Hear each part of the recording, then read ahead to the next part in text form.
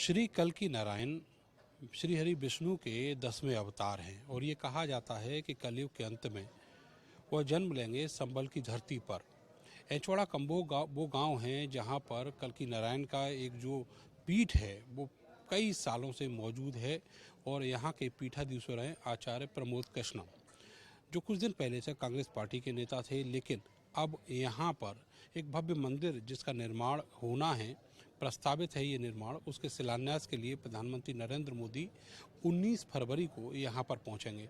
ये वो कल्की पीठ है जहाँ पर बरसों से कल्की नारायण की पूजा होती है और इसी पीठ के जो पीठाधीश्वर हैं वो आचार्य प्रमोद कृष्णम हैं। ये कहा जाता है कि श्रीमद् भागवत महापुराण में और स्कंद पुराण समेत कई और पुराण में भी इस बात का उल्लेख है कि कलयुग के अंत में श्री कल्की नारायण संबल की धरती पर जन्म लेंगे। वो स्थान जहाँ पर एक और की तरफ गंगा बहती है और यहाँ पर कई सारे जो तीर्थ हैं वो मौजूद हैं। अभी फ़िलहाल जो पीठाधीश्वर हैं इस पीठ के वो संतों के साथ सत्संग में लीन हैं और दूसरी तरफ आपको लिए चलते हैं, श्री कल्की नारायण के दर्शन कराते हैं।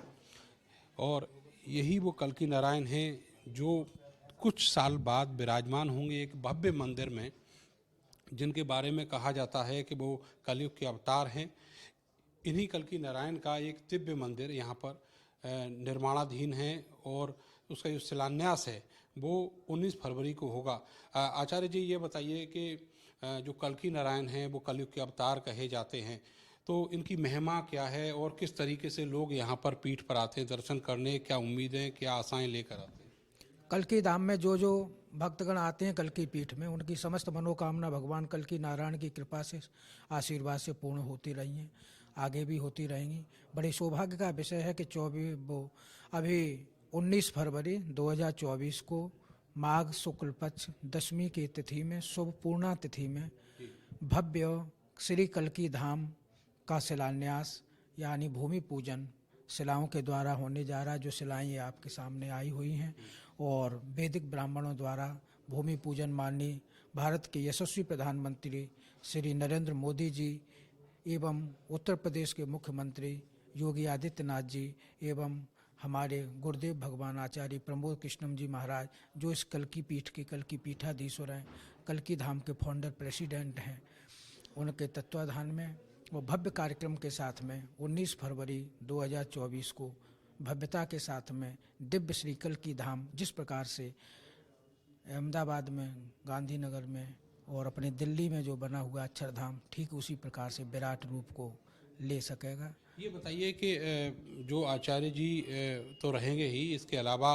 प्रधानमंत्री और मुख्यमंत्री भी रहेंगे, लेकिन हमने सुना है कि यहाँ संतों का भी समागम होने वाला है, हजारों संत यहाँ पर आएंगे। तो क्या आप बता पाएंगे कि कौन कौन से वो बड़े संत हैं जिनके कभी दर्शन भी दुर्लभ होते हैं, उनको हम अपने रूबरू देख सकेंगे? स्वामी रीतिश्वरानंद जी महाराज श्री धाम वृंदावन से पधार रहे हैं। स्वामी कल्याण देव जी महाराज अपने समस्त संतों के साथ में 1 सवा महीने से यहाँ पर सभी देख रेख कर रहे हैं। स्वामी नवीनानंद जी महाराज मध्य प्रदेश से और स्वामी ऋषिराज जी महाराज और तमाम संत अभी यहाँ पे उपस्थित भी हैं।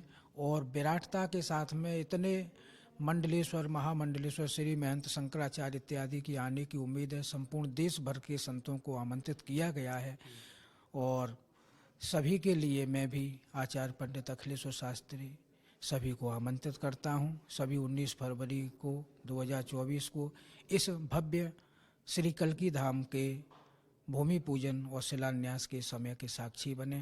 भगवान श्री कल्की नारायण हम सब की समस्त मनोकामना को पूर्ण। थोड़ा सा जो श्री कल्की नारायण जी का जो स्वरूप है उसके बारे में थोड़ा सा बता दीजिएगा, दर्शन करा दीजिएगा हमें। विराटता के रूप में हमारे यहाँ पर ये अभी कल्की पीठ में कल्की भगवान की स्थापना हुई है और ये यहाँ पर कल्की पीठ स्थापित है।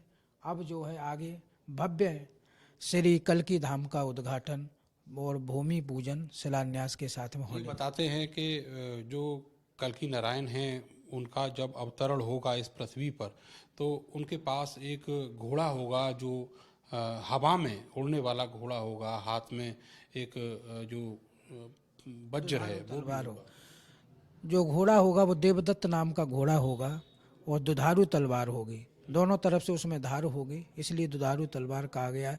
अश्व और खड्ग को धारण किए हुए आताताइयों का विनाश करने के लिए और धर्म की स्थापना करने के लिए आएंगे हमारे कल्कि भगवान कलयुग के अंतिम चरण में।